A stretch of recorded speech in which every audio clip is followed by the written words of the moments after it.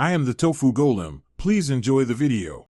Zed blinks instantly to an enemy champion and applies Deathmark for 3 seconds. The ability records all damage you deal to that champion during the mark. After 3 seconds, the mark detonates and deals bonus damage based on recorded damage.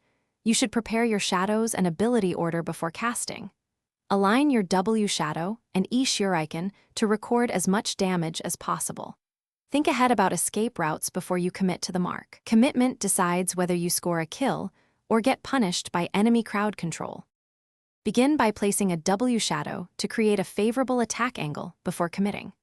Activate R on the target once your shadow setup and E placement are aligned.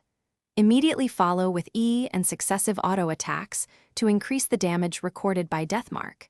Use Q shurikens from shadows to multiply recorded damage and hit from multiple angles.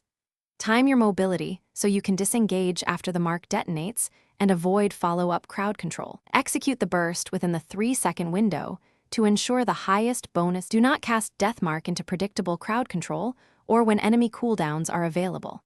Combine Flash or Ignite with R in tight situations to secure kills versus slippery opponents. Use your W shadow proactively to create additional angles and recorded damage sources. Be mindful of assassinating priority targets versus tanks who will absorb your damage. Practice timing so you detonate the 3-second mark while keeping an escape route. Respect vision and enemy peel to avoid trading your life for a low-value kill.